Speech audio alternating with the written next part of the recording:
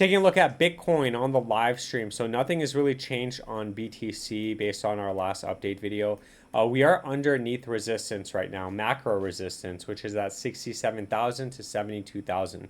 You can see that we've already came back up here twice and we got rejected 2 times. And unfortunately now we are under critical resistance at 67, which only tells me that the next area of support on the downside is coming back down and retesting 60,000.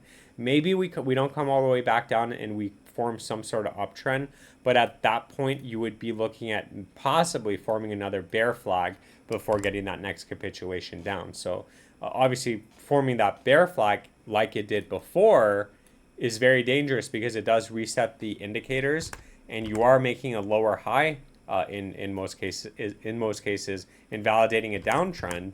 So that could be in play. You could be establishing and forming some sort of bear flag right now, which resets the momentum, resets the indicators before that next capitulation, which I still think is from tomorrow or from midnight tonight, whatever you want to call it, until May. Was it May? Yeah, May 4th of 2026. So I think at some point it is gonna capitulate between this range, and the reason why, if you watch the weekly update videos on BTC, or if you catch the live streams, is because typically it takes 140 to 175 days historically for BTC to get that breakdown, and that does also coincide with our weekly chart on. I'm gonna be so mad if I didn't record this.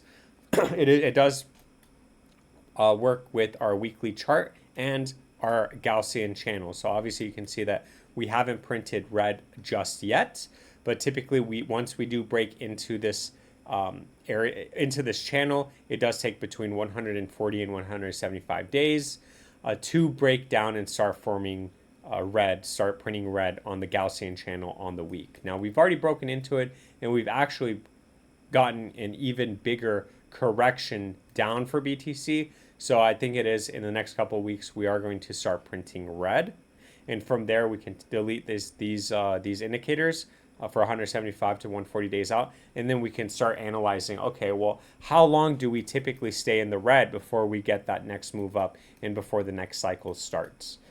None of this is financial advice. It is just my opinion. I will keep you updated, and thank you so much for your support.